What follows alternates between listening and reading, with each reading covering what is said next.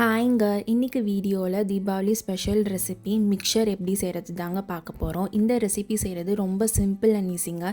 இதுக்கு யூஸ் பண்ண போகிற இன்க்ரீடியன்ஸும் நம்ம வீட்டில் எப்போவுமே அவைலபிளாக இருக்கும். ஸோ வாங்க எப்படி செய்கிறதுன்னு பார்த்துடலாம். மிக்சர் செய்கிறதுக்கு தேவையான பொருட்கள்: 1 கப் கடலை மாவு எடுத்துக்கலாம், 1/2 கப் பச்சரிசி மாவு எடுத்துக்கலாங்க,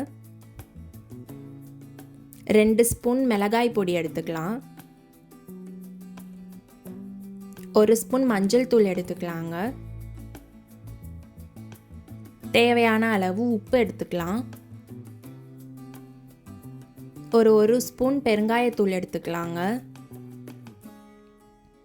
2 ஸ்பூன் பட்டரை மெல்ட் பண்ணி எடுத்துக்கலாம். ஒரு பவுலில் நம்ம எடுத்து வச்சுருக்க கடலை மாவையும் பச்சரிசி மாவையும் சேர்த்துக்கலாங்க. சேர்த்துட்டு எடுத்து வச்சுருக்க மிளகாய் பொடி, உப்பு எல்லாத்தையும் சேர்த்துக்கலாங்க.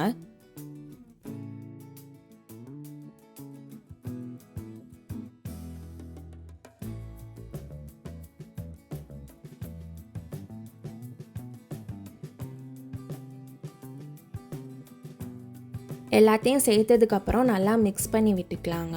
அதுக்கப்புறம் நம்ம மெல்ட் பண்ணி வச்சுருக்க பட்டரை சேர்த்துக்கலாம். பட்டரை சேர்த்து நல்லா மிக்ஸ் பண்ணி விட்டுக்கலாங்க. அந்த மாவு எல்லாத்துலேயும் பட்டர் படுற மாதிரி தேவையான அளவு தண்ணி சேர்த்துக்கலாங்க. சேர்த்துட்டு மாவு பிசைஞ்சு எடுத்துக்கலாம். ரொம்ப இறுக்கியும் பிசைஞ்சிடக்கூடாது, ரொம்ப தண்ணியாகவும் பிசைஞ்சிடக்கூடாதுங்க. ஸோ ஒரு சப்பாத்தி மாவு கன்சிஸ்டன்சிக்கு நல்லா பிசைஞ்சு எடுத்துக்கலாம். ஸோ மிக்சருக்கான மாவு ரெடி பண்ணியாச்சுங்க.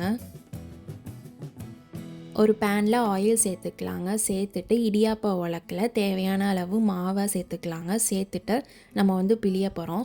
உங்களுக்கு தின்னாக வேணும்னா அதுக்கான அச்சு சேர்த்துக்கலாங்க, இல்லை ரொம்ப திக்காக வேணும்னா அதுக்கான அச்சு சேர்த்துக்கலாம். நான் இன்றைக்கி மெல்லிசாவே சுட்டு எடுத்துக்க போகிறேங்க.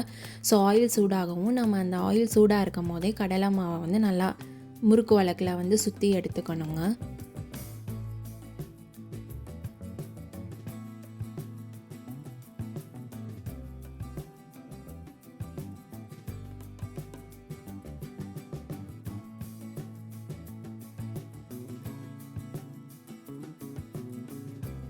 கடலை மாவு சீக்கிரம் கருக ஆரம்பிச்சிருங்க. ஸோ ஒரு 2 to 3 மினிட்ஸில் நம்ம இன்னொரு சைடும் திருப்பி போட்டு அதையும் நல்லா ஃப்ரை பண்ணி எடுத்துக்கலாம்.